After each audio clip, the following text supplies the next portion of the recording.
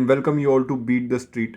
एक exclusive video आपके लिए लेकर आए हैं रिलायंस के आज के अप ट्रेंड को देखकर, और काफ़ी बढ़त यहाँ पर देखने को मिली है। रिलायंस में आज 3 से 4% की बढ़त बहुत टाइम बाद यहाँ पर देखने को मिली है, और काफ़ी बड़ा अपडेट यहाँ पर हम लेके आए हैं कि उसके पीछे के रीज़न क्या क्या हैं, और अब आने वाले टाइम में आपको कहाँ तक का यहाँ पर वैल्यूएशन देखने को मिल सकता है। रिलायंस एक काफ़ी चर्चित स्टॉक रहा है काफ़ी टाइम से, और अभी वापस चर्चा में आ चुका है।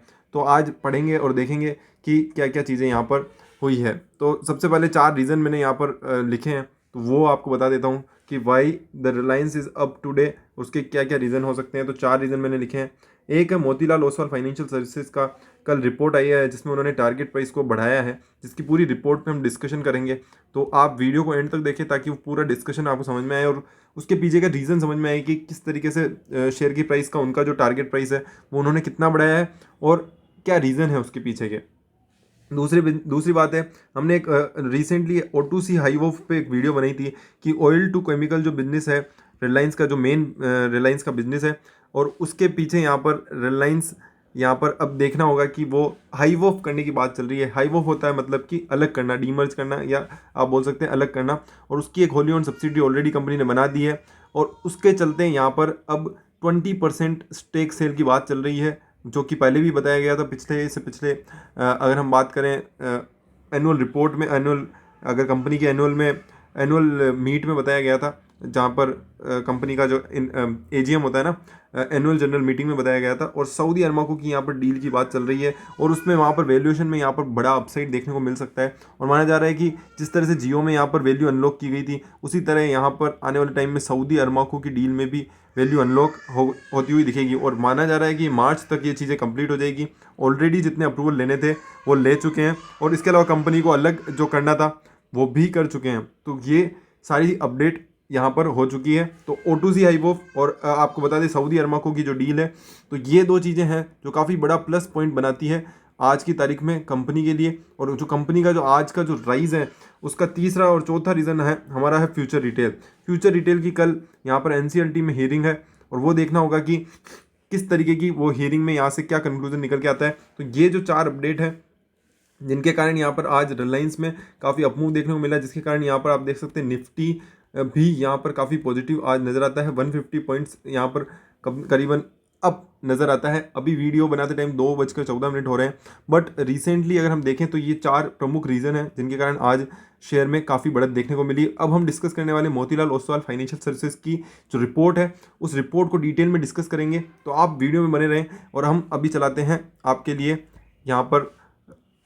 मोतीलाल ओसवाल की यहाँ पर रिपोर्ट है, और टारगेट प्राइस आपको बता दूं 2325, मतलब कि करीबन 15%। कल की अगर हम प्राइस देखें तो उससे यहाँ पे 15% अप की प्राइस दी हुई है। 23 फरवरी को यहाँ पर ये रिपोर्ट बनाई गई है, 23 फरवरी 2021 को। Motilal Oswal financial services India का काफ़ी बड़े ब्रोकर हैं, और साथ ही साथ इनका काफ़ी बड़ा रिसर्च फर्म और रिसर्च का काम है, जिसमें इक्विटी रिसर्च और इस तरीके का काम करते हैं।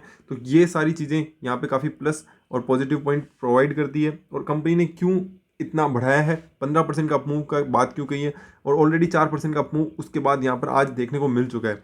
तो अब देखना होगा कि कंपनी ने इसके पीछे के जो अजम्पशन है और पीछे की जो चीज़ें हैं वो क्या क्या ली है। तो यहाँ पे बाई की राय दी है, और पॉजिटिव यहाँ पे कमेंट्री है। तो अब देखने वाला है कि a leaf from its own book reiterate huge value unlocking.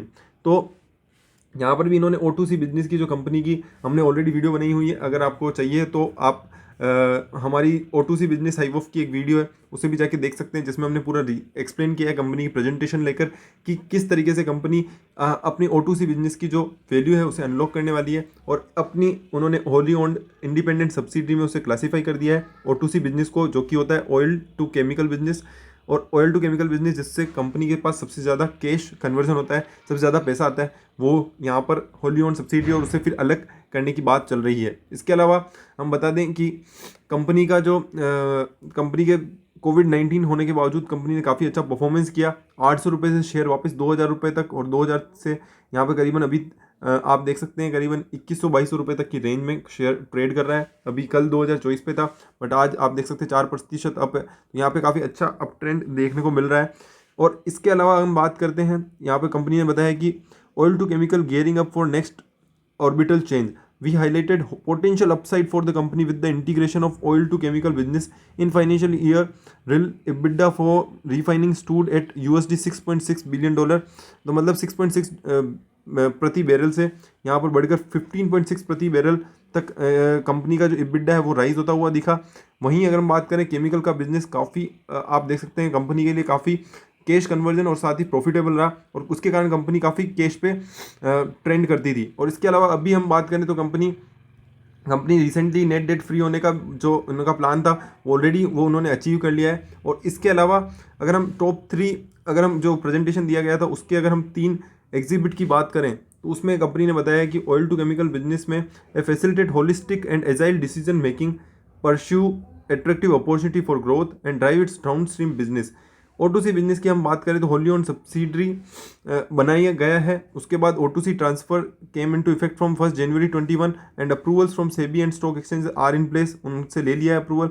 Management expect the consent process from shareholders and creditor to be completed by first quarter of financial year 22, मतलब कि जून 22 तक की यहाँ पर इनको अप्रूवल मिल जाएंगे रिलेटेड टू आप कह सकते हैं, चाहे आप कह सकते हैं कि कंपनी के फाइनेंशियल ईयर 2022 में, मतलब कि जून 2022 तक कंपनी को एमसीएलटी का भी अप्रूवल मिल जाएगा, शेयर होल्डर और क्रेडिटर। तो ये 2 अप्रूवल अभी पेंडिंग है, और ये अप्रूवल मिलते ही यहाँ पर कंपनी अपनी वैल्यू अनलॉक करती हुई नजर आएगी, चाहे वो सऊदी अरमाको की डील हो, चाहे आप कह सकते हैं और दूसरी चीज़ें हों। तो ये सारी चीज़ें अभी तक सब चीज़ें पॉजिटिव ही है, और इसके चलते यहाँ पर कंपनी का जो वैल्यूएशन है वो काफ़ी बढ़ता हुआ नजर आया। और प्रमोटर की अगर हम शेयर होल्डिंग की बात करें तो यहाँ पे 48.9 से 49.1 हो गई थी सितंबर 20 में, और फिर वो कांस्टेंट है।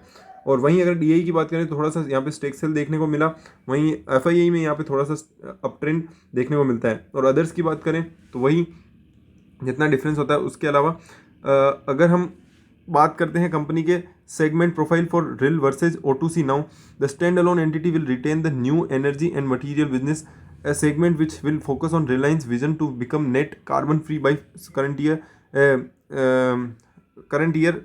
आप कह सकते हैं कि 35, मतलब 2035 तक कंपनी का मानना है कि वो एक कार्बन फ्री कंपनी बन जाएंगे। और इसके चलते ही ये सब चीज़ें किया जा रही है, O2C को पूरा हाइव ऑफ किया जा रहा है, और आने वाले समय में यहाँ पर काफ़ी वैल्यू अनलॉक होती हुई दिखेगी, मतलब कि उस पूरी जो असेट्स हैं O2C की असेट्स हैं उसे सेल आउट कर दिया जाएगा, या आप कह सकते हैं कि उसके बदले यहाँ पर कंपनी में उसका रिप्लेसमेंट की जगह यहाँ पर लोन दिखाया शो किया जाएगा और उसको अलग कर दिया जाएगा। और उसके चलते जो रिलायंस है, रिलायंस इंडस्ट्रीज़ एक प्रमोटर ग्रुप की कंपनी बन जाएगी, और उसके अंदर यहाँ पे जियो आप देख सकते हैं इस तरीके की 4-5 कंपनीज अलग अलग बन के निकल जाएगी, क्योंकि कंपनी ने बताया कि अगले 5 सालों में वो जियो और रिलायंस रिटेल वेंचर्स, आप कह सकते हैं रिलायंस रिटेल, और अब जैसे O2C बिजनेस है, इस तरीके की कंपनी के बिजनेसेस को अलग करके अलग अलग तरीके से लिस्टिंग कराएगी, और इसी के कारण यहाँ पे काफ़ी वैल्यू अनलॉक होती हुई नजर आएगी।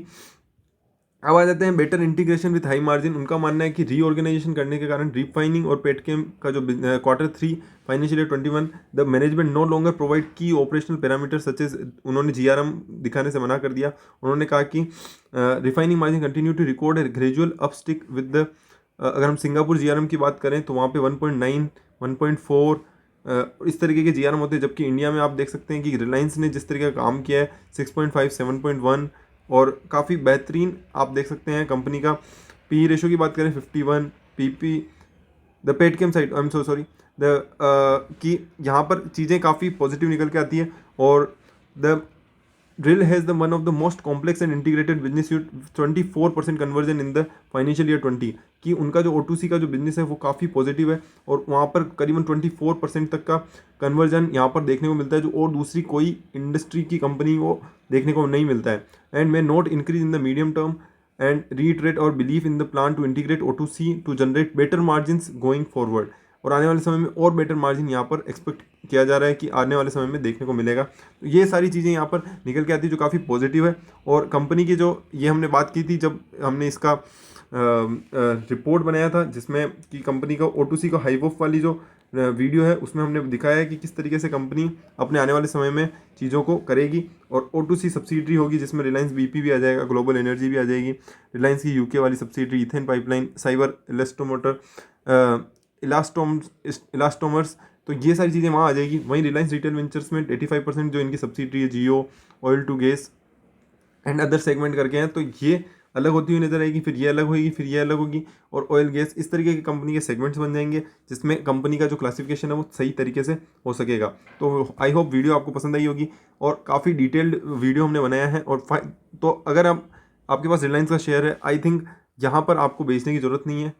काफ़ी कॉन्फिडेंस देता है ये टारगेट प्राइस, और इससे आगे भी यहाँ पे काफ़ी अच्छा आपको रिटर्न देखने को मिल सकता है। और हमारा टारगेट प्राइस, अगर हम आपको दिवाली तक का टारगेट प्राइस बताएं, या आपको कह दें कि 6 मंथली टारगेट प्राइस, तो यहाँ पर करीबन आपको 2500 रुपये के लेवल तक के टारगेट देखने को मिल सकते हैं। और अगर यहाँ पर ये सारी चीज़ें होती है कि रिलायंस फ्यूचर रिटेल की जो डील है वो भी हो जाती है, आपका मोतीलाल, आपका जो जून 2020 में जो अप्रूवल है, क्रेडिटर का अप्रूवल, शेयर होल्डर्स का अप्रूवल, वो मिल जाता है। तो यहाँ पे सऊदी अरमाको की डील, और सऊदी अरमाको की डील के बाद आपको अगर तीसरी चीज़ है कि O2C का हाइवॉफ और उसका जो स्टेक सेल है वो भी कंप्लीट हो जाता है। तो यहाँ पे आपको 3000 रुपये तक के टारगेट आने वाले समय में शेयर में देखने को मिल सकते हैं। इस तरीके के शेयर्स को आपको अपने पोर्टफोलियो में नहीं हो तो भी रखना चाहिए, हर डिप पे खरीदें, और अपना एक अच्छा पोर्टफोलियो में रिलायंस को जरूर रखें, ताकि 5 साल में आपको जितनी वैल्यू यहाँ पर अनलॉक होती हुई दिखेगी वो आपको और कोई दूसरे शेयर में नहीं देखने को मिलेगी। तो चैनल को सब्सक्राइब करें, वीडियो को शेयर करें, लाइक करें, और बने रहें हमारे साथ। Thank you so much.